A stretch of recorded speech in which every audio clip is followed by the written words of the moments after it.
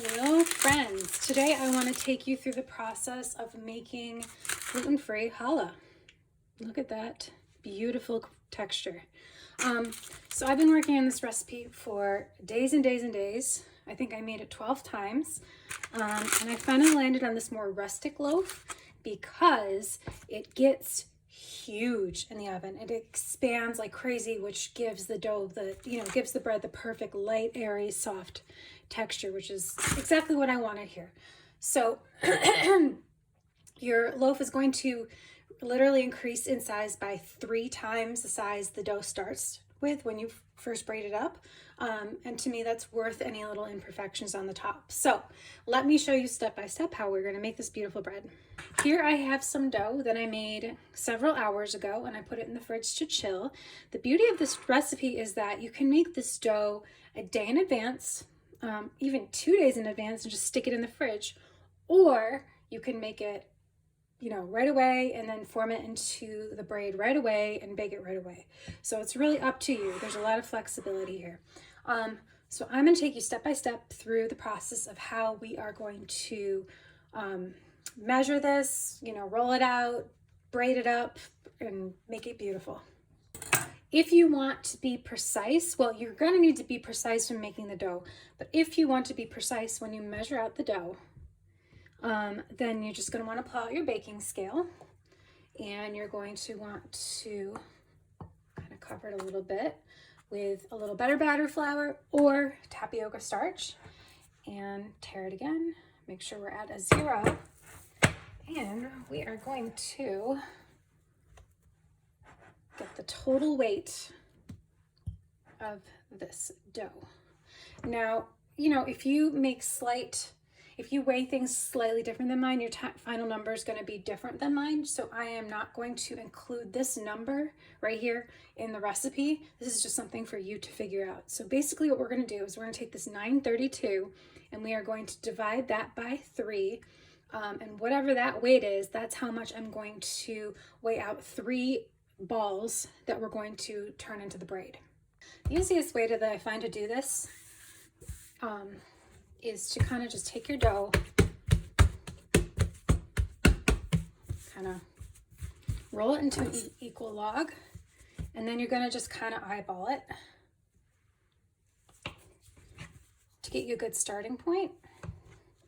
I can tell this one is lighter. And now keep in mind, if they're not exactly the same size, 312, we're going to call it good enough. If they're not exactly the same size, it's not a big deal. You're not really going to notice in the bread too much, but I like to show you how to do it perfectly so that if you want to, you can. So now I'm going to get this out of the way, and I'm going to show you how we roll out our 3 mounds of dough. And I'm going to show you how we roll out our 3 mounds of dough.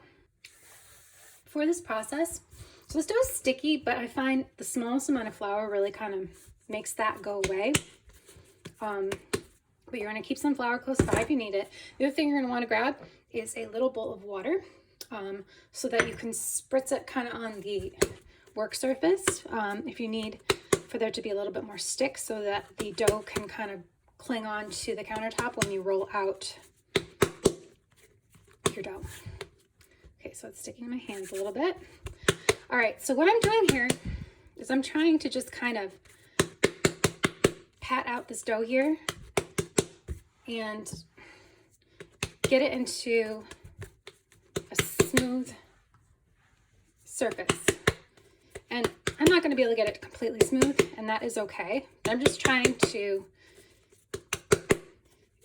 get out any little imperfections that I can, because when the dough proofs, those are going to definitely show up.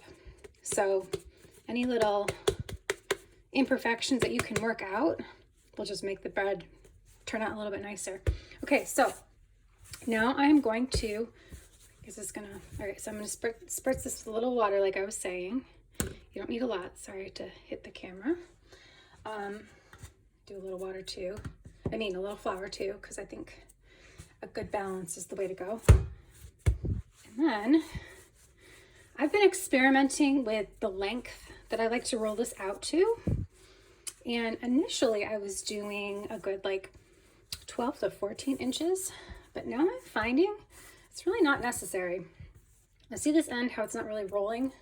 It's just kind of like moving back and forth. That's a good opportunity to add a little bit of water because now you can see it's rolling nicely.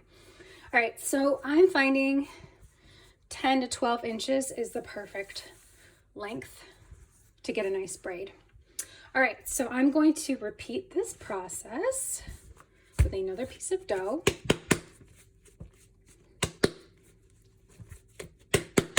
And you can see I'm almost like kneading it in my hands. You know, this is not a bread dough that we're really need to like hardcore knead, although you know what, you could if you wanted to. If you want to like do that, you can, but you don't need to. So I'm just kind of like kneading it in my hands, breaking any little air bubbles, and just getting a nice smooth surface again. Move this out of the way, and we'll roll it out again.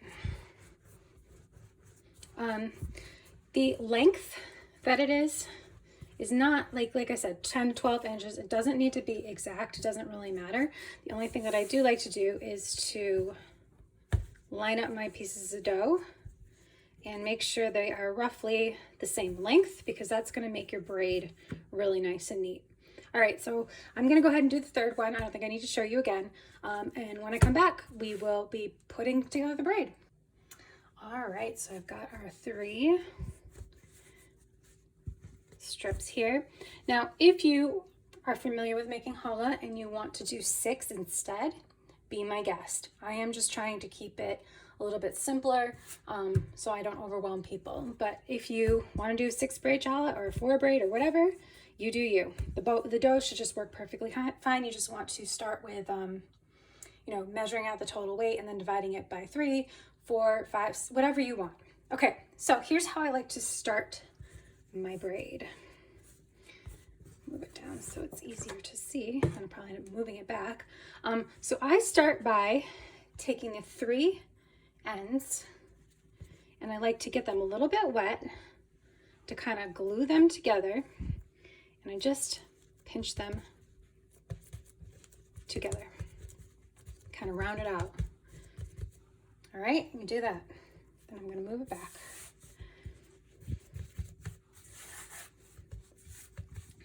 And then we start to braid. You can start overlapping either side over the middle, whatever you want. There's really no right or wrong way to do this. So with this dough, you cannot tug it. You absolutely, this does not have gluten in it, so therefore it's not going to have a lot of room for you to yank on it. You gotta be real gentle. You're kind of just lifting. So I like to kind of bring this over far. And then this one, oops, wrong side. And then this side, and then this side. Let me see if I can move this where you can see it. This side, and this comes over here. This comes over here. This comes over here. Okay, I'm gonna move this down more so you can see it again. All right, so we're at the end here. I like to overlap this one, and then I just kind of do the same thing where I wet the ends a little bit and I kind of lift it, tuck it underneath a little bit like that. And then you're just going to kind of press your dough together and you've got a beautiful loaf of bread. All right, so the next thing that we're going to do is place this into a 9 by 13 baking pan. I like to use a pan that has a edge around the edges, what am I even saying? Because this is going to give the dough room to breathe and to grow without, you know, a towel or something holding it down. So I found that is just the best technique to do. So we're going to put it inside of our pan, and then we're going to baste it with oil.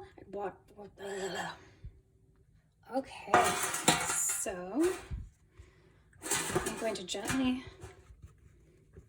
lift this up without breaking it. Tighten this little end back up because I kind of yanked on it a little bit too much. Okay, So now we have it in our pan, and we're going to start by adding some hydration back to the dough that we took out by rolling it in flour. With gluten-free bread, the wetter the dough is, the more it's going to rise. So we want to look for any opportunity that we can to get some hydration and moisture right back into the dough. And the flour obviously dries it out some, so this is one of the little tricks that I found really kind of helps gluten-free bread get as big as it possibly can get. Okay, so I'm liberally brushing this. I'm trying to make sure I get it in the cracks. I'm trying to smooth out imperfections as much as I can. As the dough proofs, those are definitely going to kind of be the areas where the dough is going to want to break. So as much as I can kind of smooth them out and kind of mend that area, the better. But ultimately, this dough is going to explode and it's not going to be perfect. And that is okay, because what we end up with is a huge, huge, huge loaf of bread, and that is the goal here. I have never in my life made or come across another gluten-free bread that gets this explosive. It's pretty cool. I was honestly just blown away that I was able to pull that off. And the reason for it is the flours that I selected. Garbanzo bean flour gets really fluffy and gives really beautiful structure to bread. It has a strong flavor that a lot of people don't like, so I only used a small amount in the recipe, just enough to, reach my goals texture-wise without it taking over the flavor. You can't really even taste it once the bread is finished. And I used better batter because I find that dough, any dough made with better batter rises really nicely. So I selected that, and then my Expandex I find also really helps things rise and helps with structure. So that blend of flours has superpowers, and it really just does magic in this loaf of bread. Okay, so I've got that well brushed on, and make sure you get the sides, get everywhere. The next step is to do our egg wash. So in this bowl, I have 1 large egg with 2 teaspoons of water. And the reason I add water is because I find it kind of really thins the egg out just enough that the texture can be consistent throughout. Whereas if you don't have that water, pieces of the eggs remain a little bit kind of chunkier and can kind of sit funny on the bread. So once this is completely smooth, I'm going to brush it on. All right, so this looks perfect. As you can see, there's no big chunks. You just want to whisk it until it's totally smooth. All right, so the goal with this egg wash is to get it on 3 times before it bakes. So I do the first egg wash right now, and then I'm going to do the second round of egg wash after it's almost fully proofed, partially through that process. And then I do the final egg wash right before it goes into the oven. Now, some people really like to add poppy seeds, sesame. No, I don't think sesame seeds are a thing. I think it's mostly poppy. I could be wrong. You can also add that, but I would wait to put those on until the final batch of egg wash, right before this goes into the oven and bakes. That's really the only rule of thumb here. Or you could sprinkle some salt on top, really whatever. If you want to do different toppings, you can. Okay, so it's just important to really get this into all of the nooks and crannies, as this is going to help glue the dough together in some capacity, which it needs. It desperately needs that, because like I've said a few times now, this dough is explosive. It just blows up. It's amazing. And because it doesn't have the gluten to really keep the structure perfect, we need the help of this egg wash to keep this dough held together in some capacity. Okay, so the next thing is I'm going to spray this with a little bit of oil and lightly drape some saran wrap on top, and then we're going to put a towel over that, and it's time to proof. Okay, you may wonder, what's the purpose of spraying a little oil on top? Quite literally so that the dough does not stick to the saran wrap. I have found that if you do just a straight towel on top, it will stick to the dough and it kind of ruins the finish look of the bread. So this is the best option. The oil kind of keeps a layer between the bread and the parchment and not parchment, I'm sorry, saran wrap, and it just works out nicely. So I'm going to do this. Now I'm adding a towel on top because I find that really kind of helps keep the heat really inside of that pan, which is what we want. All right, so what I have done is I preheated my oven to about 300 degrees. You can do anywhere from 250 to 350. 300 is a good middle ground. In the summer, I'll usually do lower. On the really cold days, I'll do higher. And I'm using my oven as a hot box, and I'm going to turn it off, put this in, and keep the door open. So I'm going to show you what this looks like, partially proofed and then fully proofed. All right, so I had this proofing in the oven. I just removed it, and I just turned the oven back on to 350 degrees so that it can start to preheat. And we're going to brush this with round 2 of the eggs. And then I'm going to put this back on top of the oven so that it can continue to proof while the oven preheats.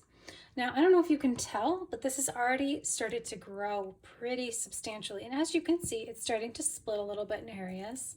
Not the end of the world, but I am definitely going to use my paintbrush and maybe even my fingers to go into these little areas to kind of sort of patch it up, because it's just going to kind of help hold it together.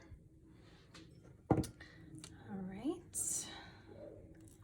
So after I do this second layer on here, I'm going to cover this back up with the parchment and with the kitchen towel. And I am going to put it on top of the stove. And while the stove warms up, it's going to kind of make the top of the stove kind of nice and warm, toasty, which is going to allow this to further proof. And I'm going to give it another like 20 to 30 minutes maybe. So I'm going to show you what it looks like after the next round of proofing, after the oven preheats, and we're going to put the final layer of egg wash on, and then we will bake it. Okay, time for the third round of egg wash. As you see, this got ginormous. There's more little broken pieces, so we're just going to mend that as best as we can. You could even go in with your fingers and kind of gently bring the dough back together. You see what I'm doing? Patch it. It's still going to explode some when we put it in the oven, but that's okay. But the more damage control that I can do to kind of keep it together, the prettier it'll be. Here's a pretty big crack. Okay, so this would be the point that you would add any toppings if you want to add them, whatever you want. And it's also the time that it gets to go into the oven and get even bigger. So this is all set, and I'm going to put it in the oven at 350 degrees. Typically do that for about 20 to 23 minutes until it's golden brown.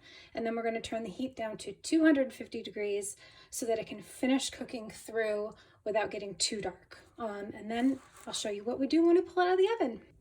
And here we have it. It's absolutely beautiful. I am so happy with how this turned out. It got nice and poofy, but it still held its shape enough that you can tell it's a pretty braid. All right, so here is the last part. It might be one of my favorites. You just want to brush maybe a tablespoonish of butter all over. And it's just going to give it that gorgeous glossy finish. This bread, I did not mention before, can be made in a bread pan, but you're going to need to find the biggest bread pan that you can. The taller the better, and it'll basically make a loaf that is nice and tall versus kind of a little bit flatter and wide, although this loaf is not flat by any means. It's like 3.5, 4 inches tall, so it's not a small loaf. But if you want like a jumbo tall sandwich bread kind of loaf, then that would be the way to go. But yeah, thank you for watching. And please tag me on social media. If you make it, take a picture. This recipe is, oh man, this recipe really pushed me to my limits. I was kind of losing my mind with this one. So it would just make me so happy to see it turn out for you guys and to see you happy. So please tag me, and I hope everyone has a great Thanksgiving.